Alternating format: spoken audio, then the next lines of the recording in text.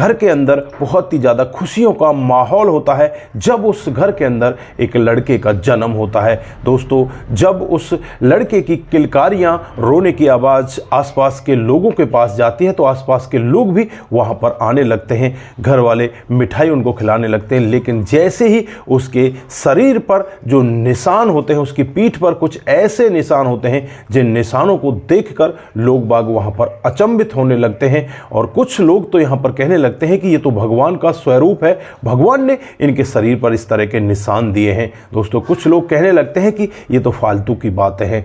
जैसे जैसे वो लड़का धीरे धीरे करके बड़ा होने लगता है, उसकी जो हरकतें होती हैं बहुत ही ज़्यादा विचित्र होने लगती हैं। जब भी वो कभी पटाखों की आवाज़ सुन लिया करता तो वो बहुत ज़्यादा डर जाया करता, कई बार वो नीला पड़ जाया करता। दोस्तों, घर वाले बहुत ज़्यादा परेशान होते हैं। आसपास के जो महाराज होते हैं, मौलवी होते हैं, तांत्रिक होते हैं, जहाँ तक कोई भी उनको बताता किसी डॉक्टर के पास जाना है, वो हर जगह जाते, लेकिन कहीं भी इस बच्चे का कोई इलाज नहीं हो पाता। धीरे धीरे करके ये बच्चा 9 साल का हो जाता है और 9 साल के बाद जब एक दिन वो अपने पापा के साथ पड़ोस के एक गांव में जाता है तो वहाँ जो होता है कभी किसी ने कल्पना भी नहीं की थी। दोस्तों, अगर आप लोग भी पूरी कहानी को डिटेल से जानना चाहते हैं तो वीडियो को ज़रा सा भी स्किप ना करें, लास्ट तक वीडियो को ज़रूर देखिएगा। दोस्तों, आगे बढ़ने से पहले हमारी वही रिक्वेस्ट कि जो हमारे चैनल के साथ नए हैं कृपया करके चैनल को फॉलो कर लें, बेल आइकन को ज़रूर प्रेस करें। दोस्तों, ये कहानी उन लोगों को भी बहुत ज़्यादा सबक देने वाली है जो लोग कहते हैं कि पुनर्जन्म होता ही नहीं है। वो लोग इस कहानी को पूरी डिटेल से सुने। आज हम पूरी डिटेल के साथ यहाँ पर हाजिर हुए हैं। हर एक जगह का हम नाम बताएंगे, पूरी डिटेल आज आपके सामने साझा करने वाले हैं। तो दोस्तों, अपने साथ जरूर बने रहिए। नमस्कार, जय हिंद। आप देख रहे हैं APH न्यूज़ राहुल रावत के साथ। दोस्तों, आज की जो हकीकत की घटना आप लोगों को बताने जा रहा हूं, उत्तर प्रदेश में एक ज़िला पड़ता है मुरादाबाद और इसी का एक गांव है तारापुर गांव। ये तारापुर गांव की हकीकत की घटना है। यहाँ पर एक बच्चे का जन्म होता है। दोस्तों, जब उस बच्चे का जन्म होता है तो जन्म से ही वो बहुत ज़्यादा विचित्र होता है। उसके शरीर पर बहुत सारे निशान होते हैं। उसकी पीठ पर मानो ऐसा लग रहा था जैसे इसकी पीठ पर किसी ने गोलियां चला दी हैं। दोस्तों, अब यहाँ पर जो अड़ोसी पड़ोसी होते हैं, गांव के और भी लोग होते हैं, वहाँ पर इकट्ठा हो जाते हैं। कुछ लोग तो यहाँ पर मानने लगते हैं कि ये तो भगवान का रूप है, इसकी पूजा होनी चाहिए। धीरे धीरे करके वो बच्चा बड़ा होने लगता है, उसका नामकरण कराया जाता है, उसका नाम राजेश रखा जाता है। दोस्तों, राजेश जब 1.5 महीने का होता है तो उस गांव के अंदर एक बारात की चढ़ाई होती है और उस बारात में बहुत सारे पटाखे चलाए जाते हैं। पटाखों की आवाज़ को सुनकर वो 1.5 महीने का बच्चा इतना ये नीला पड़ जाता है। जो इसकी माँ होती है इसे भाग कर नज़दीकी हॉस्पिटल में ले जाती है, वहाँ सारे चेकअप कराए जाते हैं तो ये बिल्कुल ठीक पाया जाता है। लेकिन यहाँ पर डॉक्टर साहब कहते हैं कि शायद ये किसी चीज़ से डर गया है। दोस्तों, उसके बाद यहाँ पर इसकी माँ भी डरने लगती है। धीरे धीरे करके ये लड़का बड़ा होने लगता है और जब ये लड़का 3 साल का होता है तो दीपावली पर यहाँ पर पटाखे चलाए जा रहे थे। उन पटाखों की आवाज़ को सुनकर ये एक बार के लिए बेहोश हो जाता है और बहुत ही ज़्यादा डरने लगता है। जब भी कभी कोई पटाखे की आवाज़ आती तो ये अपने घर के अंदर अपनी माँ के आंचल में छुप जाया करता। दोस्तों, फिर यहाँ पर भाग कर ये माँ अपने बच्चे को नज़दीकी हॉस्पिटल में लेकर जाती है और वहाँ डॉक्टर साहब इसका इलाज करते हैं। दोस्तों, उसके बाद से घर वालों को पता चल जाता है कि ये बच्चा पटाखों से बहुत ज़्यादा डरता है। फिर कभी भी दिवाली इसके साथ नहीं मनाई जाती। जब भी दीपावली के पटाखे वगैरह चलाए जाते तो इस लड़के को घर के अंदर ही रखा जाता है। दोस्तों, धीरे धीरे आगे समय बढ़ने लगता है और ये बच्चा पढ़ाई स्टार्ट कर देता है। जब ये बच्चा 9 साल का हो जाता है, एक दिन का वाक़या होता है। ये अपनी जो चारपाई है उससे बहुत लेट उठता है और आज यहाँ पर इसकी जो माँ है वो खाना बनाने में भी देरी कर देती है। ये स्कूल नहीं जा पाता और जो इसका पापा होता है वो एक कारपेंटर होता है। अब पापा के साथ ये जिद करने लगता है कि मुझे तो अपने पापा के साथ जाना है, लेकिन यहाँ पर इसकी माँ इससे कहती है कि नहीं बेटा, तू क्या करेगा, तेरे पापा का दिन भर का काम होता है। लेकिन ये बच्चा यहाँ पर जिद पड़ जाता है और अपने पापा के साथ जो पड़ोस का गांव होता है खरसौल गांव, उस गांव में चला जाता है और वहाँ पर एक चाय की टपरी पर पापा और बेटा बैठ जाते हैं। पापा यहाँ पर उस चाय वाले को 2 चाय बनाने के लिए कहता है। जैसे ही वो चाय वाला चाय बनाने लगता है तभी यहाँ पर ये 9 साल का लड़का जिसका नाम राजेश होता है उस चाय वाले से कहने लगता है कि बेटा तुम्हारा क्या हाल है। अब वो जो व्यक्ति सामने था वो तो काफ़ी बड़ा था और उससे ये 9 साल का बच्चा इस तरह से कह रहा था कि बेटा तुम्हारा क्या हाल है।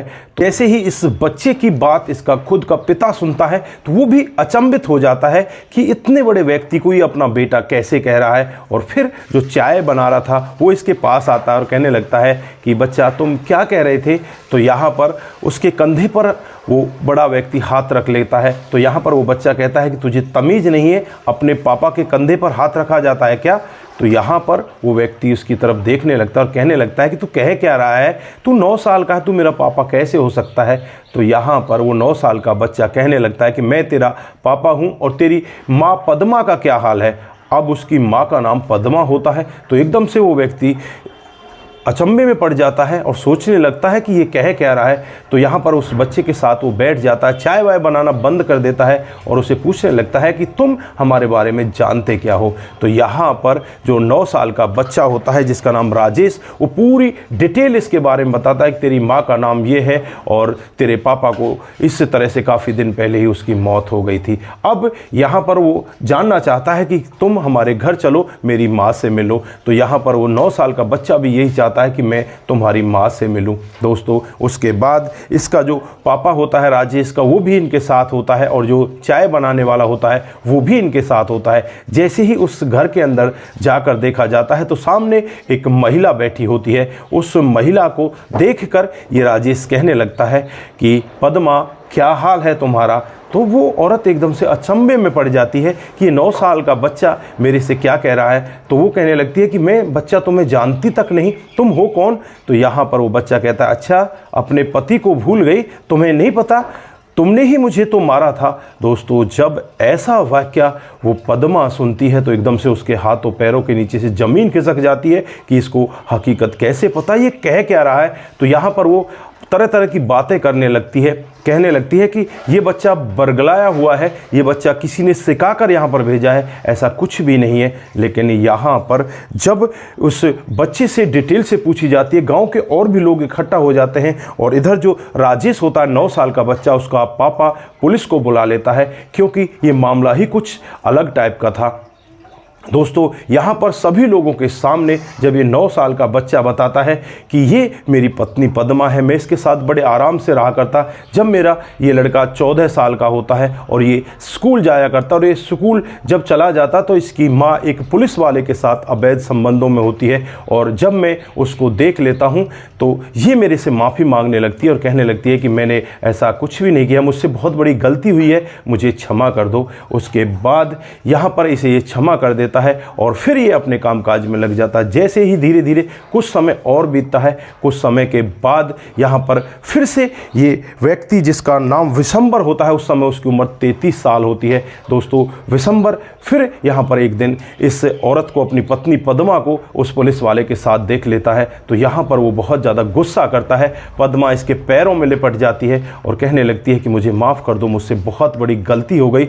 लेकिन यहाँ पर जो विशंबर होता है वो बहुत ही सीधे स्वभाव का होता है, आज फिर से पद्मा को माफ़ कर देता है। लेकिन पद्मा के दिल और दिमाग में कुछ और ही बात चल रही थी। वो विशंबर से कहती है कि तुम्हें मेरे साथ आज बाहर घूमने चलना होगा क्योंकि मेरा जी बहुत ज़्यादा घबरा रहा है, मैं बहुत ज़्यादा परेशान हूँ।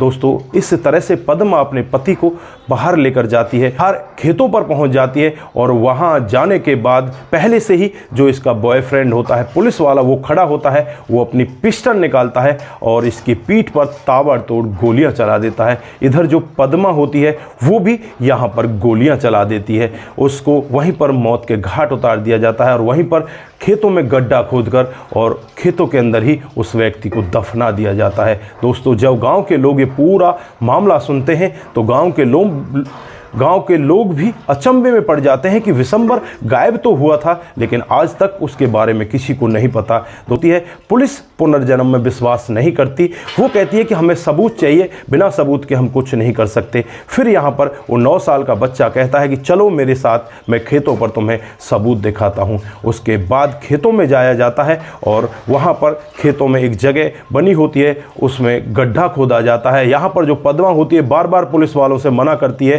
कि आप ऐसा मत करो, ये बच्चा आपको बरगला रहा है, बहका रहा है। तो यहाँ पर पुलिस वाले भी कहते हैं कि तुम्हें कौन सी टेंशन हो रही है, जब तुम सही हो तो तुम्हें तो कोई टेंशन होनी ही नहीं चाहिए।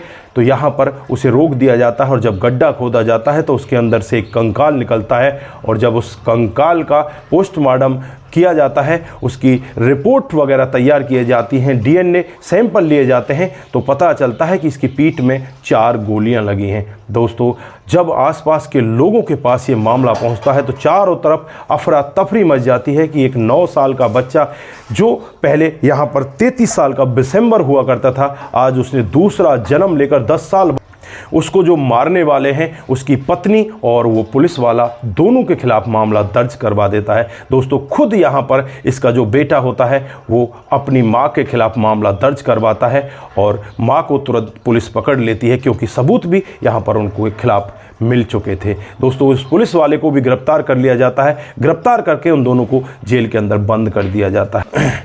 इधर ये मामला सोशल मीडिया के जरिए, टेलीविज़न के जरिए बहुत दूर तक पहुंच जाता है और यहाँ पर इस लड़के का इंटरव्यू लेने के लिए बाहर से बहुत बड़े बड़े मीडिया पत्रकार लोग वहाँ पर पहुँचते हैं और इस लड़के का इंटरव्यू लेते हैं। बहुत लोगों ने इस खबर को अपने प्लेटफॉर्म पर चलाया, जैसे न्यूज़ प्लेटफॉर्म है, यूट्यूब प्लेटफॉर्म है, जैसा भी जिसके पास जो प्लेटफॉर्म है उस प्लेटफॉर्म पर चलाया। आज हमें भी लगा कि इस बच्चे की कहानी आपके साथ हमें शेयर करनी चाहिए और शेयर करने का मुख्य उद्देश्य यही है कि जो लोग कहते हैं कि पुनर्जन्म नहीं होता, उन लोगों के लिए ये कहानी बहुत बड़ी सीख है। जो लोग ये सोचते हैं कि पुनर्जन्म नहीं होता, तो वो यहाँ पर उत्तर प्रदेश के मुरादाबाद के तारापुर गांव में जाएं और वहाँ जाकर इस बच्चे से मिलें। वहाँ पर आपकी आंखें खुल जाएंगी, आपका दूध का दूध, पानी का पानी हो जाएगा। तो दोस्तों, ये थी आज की एक हकीकत की कहानी। आप लोगों को कैसी लगी? अगर आपको ज़रा सी भी प्रभावित करती है, ज़रा सी भी अच्छी लगती है, तो दोस्तों के साथ ज़रूर साझा करके जाएं। दोस्तों, आज के लिए बस इतना ही। फिर मिलते हैं किसी नए मोड़ के साथ। तब तक के लिए आप अपना ख्याल रखें, परिवार का ख्याल रखें, सतर्क रहें, सावधान रहें। नमस्कार, जय हिंद, जय भारत।